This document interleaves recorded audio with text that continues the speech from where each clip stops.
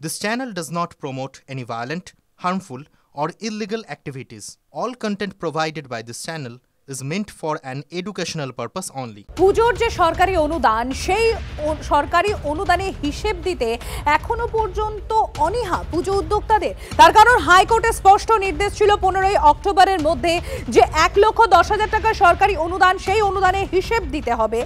কিন্তু এখনো পর্যন্ত যেটা জানা যাচ্ছে কলকাতায় 2959টি পুজোর মধ্যে এই 1,10,000 টাকার হিসেব জমা দিয়েছে মাত্র 619টি পুজো। পুলিশের হিসেব বলছে এখনো অনুদানের হিসেব দেয়নি 2340টি পুজো কমিটি। আর দেখা যাচ্ছে মধ্য দক্ষিণ পূর্ব কলকাতা এবং ভাঙড়ের কোনো পুজোয় এই 1,10,000 টাকার যে অনুদান সেই অনুদানের হিসেবই দেয়নি। এদিকে পুজো উদ্যোক্তা তাদের কি সাফাই, তারা বলছেন যে হিসেব দেওয়ার জন্য যে সময় সেই সময়ই পাননি তারা। জিল নিয়ে পুজোটা করা, পুজো আসছে সেই যে উদ্দীপনা থাকে সেই জায়গা থেকে যখন পুজোটা এই যে খাটাখাটনি তারপর একটু রিল্যাক্সে চলে যায়। আমার মনে হয় বেসিক্যালি সবাই দেবে, কারণ এটা দিতে হবে, যেরকম ইউটিলাইজেশন সার্টিফিকেট। তো ম্যাটারটা তাই, কারণ পরের বছরও তো আবার এই যে সাহায্যের হাত বাড়িয়ে দেন মুখ্যমন্ত্রী, সেই জায়গাটা যারা গ্রহণ করছেন তারা ডেফিনেটলি আবার পরের বছর নেবে, সুতরাং এটা দিতেই হবে। এটা নিশ্চিতভাবে হয়তো সময়ের জন্য খানিকটা একটু দেরি হচ্ছে। অনেক ক্ষেত্রেই দেখা যায় বিভিন্ন ক্লাব দুর্গাপুজোর পরে কালী পুজো করেন, কালী পুজোর পরে জগদ্ধাত্রী পুজোয় ব্যস্ত হয়ে যান। একটা উৎসবের মরশুম চলছে, তো সেই জন্য অনেকে হয়তো ব্যস্ততার কারণে জমা দিতে পারেননি, কিন্তু তাদের আরও উদ্যোগ নিয়ে জমা দেওয়া উচিত। কিন্তু এটা এমনও নয় যে যারা জমা দেননি তারা জমা দেবেন না। জমা না দিলে তো সামনের বছর তারা অনুদান পাবেন না। হয়তো এই ব্যস্ততার জন্যই অন্য ক্লাবগুলো দিতে পারেননি। পুজোর পরে হিসেব করে পাঠাতে সময় লাগে। আমার ধারণা কোনো ক্লাবই হিসেব দেবে না, এটা হতে পারে না।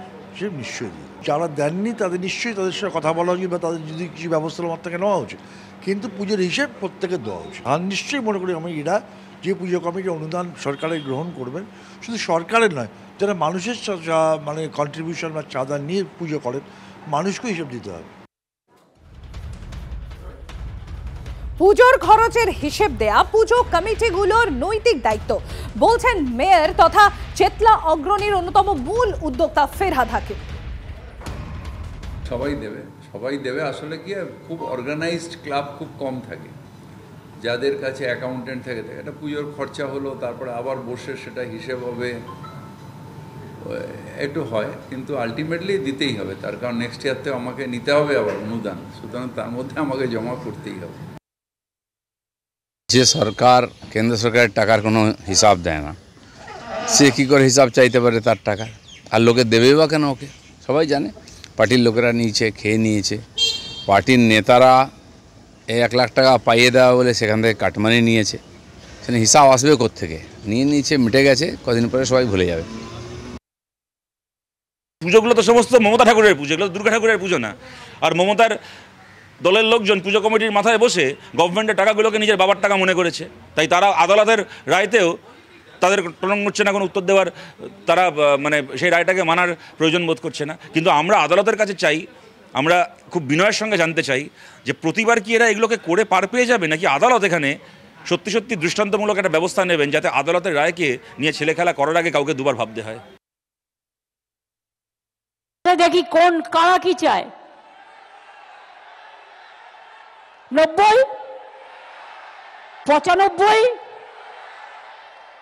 1, ওকে 1,10,000।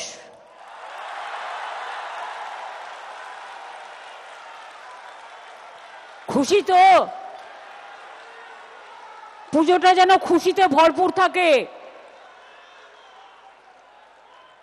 জয় মা দুর্গা, জয় মা দুর্গা, জয় মা দুর্গার জয়।